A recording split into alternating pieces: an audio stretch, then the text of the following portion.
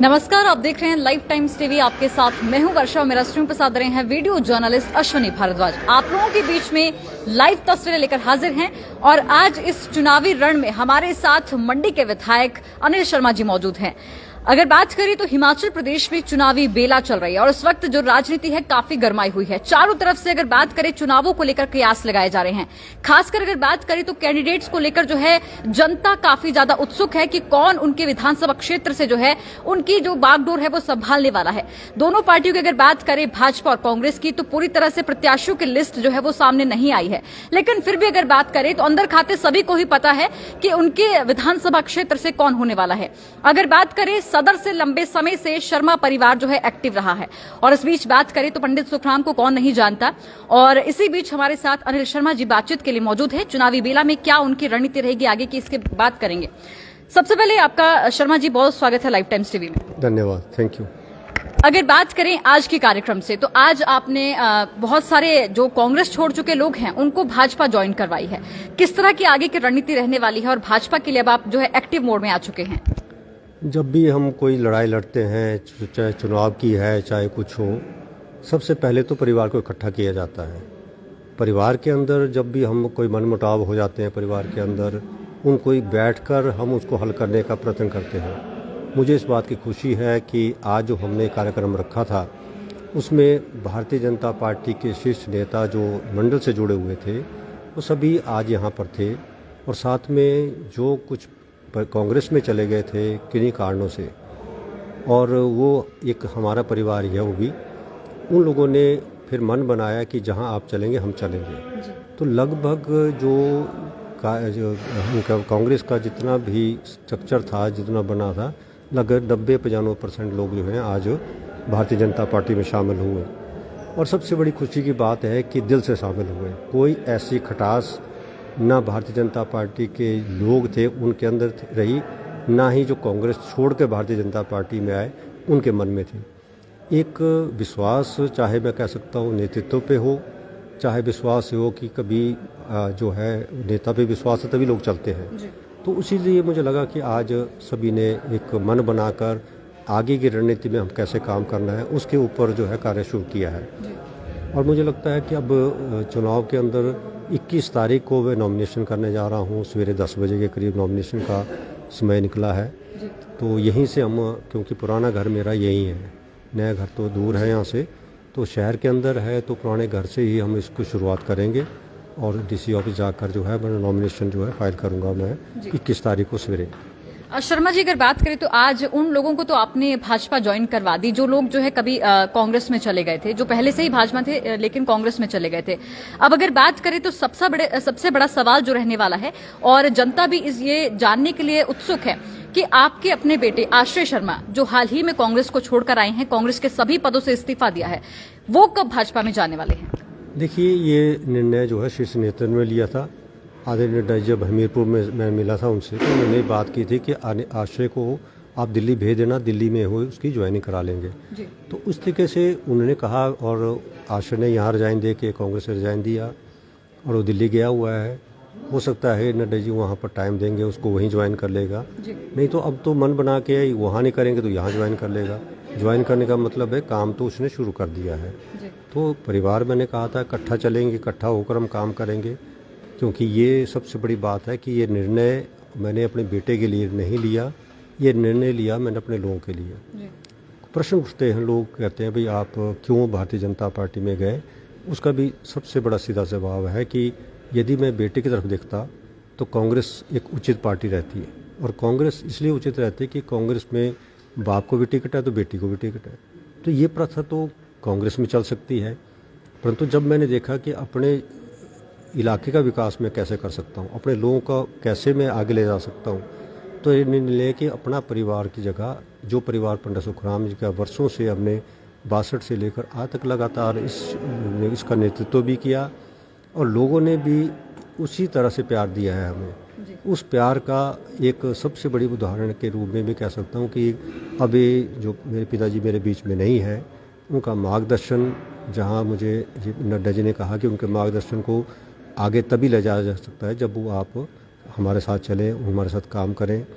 और मैंने भी उचित समझा कि ये ठीक रहेगा कि उनके कार्यक्रमों को आगे ले जाने के लिए मेरे पास ये सबसे बड़ा रास्ता है कि मैं अपने बेटे की जगह इस परिवार की चिंता करूं, जहां जो परिवार पंडित जी का है उसके लिए मैंने निर्णय लिया।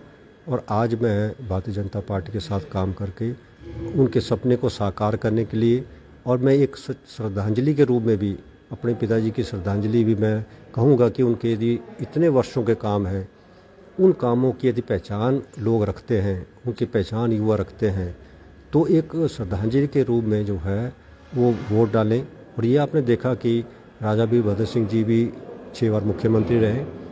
जब लोकसभा का चुनाव था तो एक श्रद्धांजलि के रूप में उन्होंने वोट मांगे, और आपने देखा रामपुर में उनके घर में, अपने घर में 100 में से 90 वोट कांग्रेस को पड़े। तो लोगों ने एक नेता को जिंदा रखा, एक नेता की पहचान रखी। मैं भी लोगों से यही चाहूँगा कि पंडित सुखराम जी ने निस्भाव है, हिमाचल की सेवा की है, देश की सेवा की है, और ये सच्ची श्रद्धांजलि उनको हुई। तो शर्मा जी, मतलब कि आप जो है इस बार जो चुनावों में उतरेंगे तो जनता से आप श्रद्धांजलि वोट मांगेंगे, काम के वोट नहीं मांगेंगे? देखिए, मैंने काम किया है जी। और ये कोई आदमी काम से ही मैंने लगातार चुनाव जीते हैं, चाहे कांग्रेस से लड़ा, चाहे भारतीय जनता पार्टी से लड़ा हूँ, ये काम के ऊपर जीते हैं। परंतु काम के साथ साथ मेरे पिताजी के काम को याद कराना भी मेरे एक बेटे का फर्ज बनता है, जिसको मैंने लोगों तक ले जाना है कि उनके कामों को श्रद्धांजलि के रूप में, यदि जनता इस श्रद्धांजलि के रूप में उनके कामों को आगे ले जाने के लिए यदि मुझे आशीर्वाद देती है, मेरी पार्टी को आशीर्वाद देती है, तो सचमुच में मेरे पिताजी को श्रद्धांजलि होगी, ये मैं सोचता हूँ जी। शर्मा जी, कुछ जनता के सवाल और आरोप हैं जिन पर हम बात करेंगे और आपसे भी सवाल पूछेंगे। गाँव में लगातार मैं जाता रहा, गाँव में लगातार काम करता रहा, कोई ये नहीं कह सकता कि गाँव में मैं नज़र नहीं आया। और आज भी पंचायतों के प्रधान प्रतिनिधि जो मुझसे मिलते रहे, उनके विकास के काम में लगातार करता रहा। एक विधायक के रूप में मैंने अपना काम किया। ये जरूर है, शहर में नगर निगम बनी, नगर निगम के अपने काम हैं और नगर निगम से आशाएं, तो एक अलग सिस्टम है शहर के अंदर जो विकास के काम करता है। विधायकों को यदि कोई भी काम शहर के अंदर बताया जाए तो उसको मैंने विधायक ने करना था। दूसरी चीज़, शायद मैंने एक बात महसूस की उस वक्त कि मुझे लगता था कि कोई नौजवान यहाँ से आगे आए, यदि बोझ था मेरे दिमाग में कि इसका क्या होगा सदर के, तो वो बोझ हमारा ख़त्म हो सकता था। परंतु मैंने अब देखा कि वो लोग शायद इस बात को महसूस नहीं करें कि उनके पास एक बहुत गोल्डन अपॉर्चुनिटी थी कि यहाँ से कोई ऐसा नौजवान निकलता कि जो यहाँ की सेवा करता, लोगों के बीच में जाता, मुख्यमंत्री से काम करा सकता, तो शायद एक पहचान बन जाती। जब मैंने देखा कि शायद अभी लोगों को ज़रूरत है और मुझे अभी इस ज़रूरत को पूरा करना है, तो मैंने ये फैसला लिया जी। शर्मा जी, सवाल ये भी रहेगा क्योंकि विपक्ष लगातार जो है आपको और आपके परिवार को घेरता हुआ नजर आ रहा है और बार बार ये बात कही जाती है कि जिस मंच से जहां भी कहीं जाते थे वहां अनिल शर्मा जी की अनदेखी होती थी और बार बार जो है मुख्यमंत्री को कोसते थे, और आज फिर उसी पार्टी में जो है वो शामिल हो गए हैं। आपने ठीक कहा, विधायक को आदर सम्मान चाहे कहीं भी हो, वो विधायक का बनता है। ठीक है कि दूरियां बढ़ी, और दूरियों के बढ़ने के बाद जो आप बात कह रहे हैं वो चीज़ें आई। एक विधायक को वहाँ जाना, आप खुद कह रहे हैं कि विधायक नज़र नहीं आया, फिर आप कह रहे हैं कि विधायक को जो है वहाँ पर जगह बैठने को नहीं दी गई, तो इसका मतलब आप खुद ही विरोधाभास अपनी बात को रख रहे हैं। विधायक जाता था, यदि नहीं भी होता तो मैंने कभी पार्टी के खिलाफ नहीं कहा, भारतीय जनता पार्टी के खिलाफ नहीं कहा। एक विधायक को अपने क्षेत्र के विकास की बात जब मैं करता था, उसको मैंने जो है, चाहे उसका मुझे कोई भी जवाब मिलता रहे, परंतु मैंने अपनी बात रखी और वो फर्ज बनता था मेरा कि शहर के अंदर कोई कार्यक्रम हो, चाहे कोटली के कार्यक्रम हो, हर जगह मैं पहुंचा और अपनी बात रखी मैंने। सरकार ने कितना किया उस सरकार के ऊपर निर्भर करता था, परंतु फिर भी मुझे लगता है कि अब सबसे बड़ा रास्ता मेरे लिए यदि विकास कमी रही, ये बात मैंने आदरणीय नड्डा से भी रखी कि मेरे क्षेत्र के काम अब गति से होने चाहिए। मुख्यमंत्री से बात रखा कि हो सकता है कि हमारी दूरी की वजह से हमारे लोगों को कुछ कमी रही हो, मुझे विश्वास चाहिए कि आपका मार्गदर्शन मुझे ज़्यादा मिले। और बहुत से ऐसे प्रोजेक्ट हैं जो आप कह सकते हैं कि मंडी में एयरपोर्ट की बात है, क्या ये पॉसिबल है? एयरपोर्ट बन सकता है, परंतु पॉसिबल तभी हो सकता है जब केंद्र से हमें इसकी आर्थिक मदद मिले। आर्थिक मदद तभी मिलेगी जब प्रदेश के अंदर भारतीय जनता पार्टी की सरकार बने। बहुत सी ऐसी चीज़ें हैं जिसका मैं कहना चाहता हूँ, कांग्रेस के तरह पर जो प्रचार है आजकल सबसे बड़ी बात हो चुकी है राजनीति के अंदर कि हम वोटों की खरीदारी करते हैं। और ये मेरा, मैं एक राजनीति के अंदर खरीदारी, कभी किसी को विश्वासघात नहीं करता हूँ और कभी भी ऐसे प्रलोभन नहीं देता जो मैं पूरा नहीं कर सकता हूँ। परंतु मुझे कांग्रेस की बात को लेकर, क्योंकि जब मैं अभी हर्ष महाजन जी आप सुन रहे थे उनकी बात, हर्ष महाजन खुद कह रहे थे कि मैंने पूछा है कैसे होगा, कहते बोल दो फिर देख लेंगे। अब बोल दो और देख लेंगे का मतलब है कि आपने ये चीज़ क्यों की कि आप वोटों को खरीद सकें, आप लोगों को धोखा दे सकें।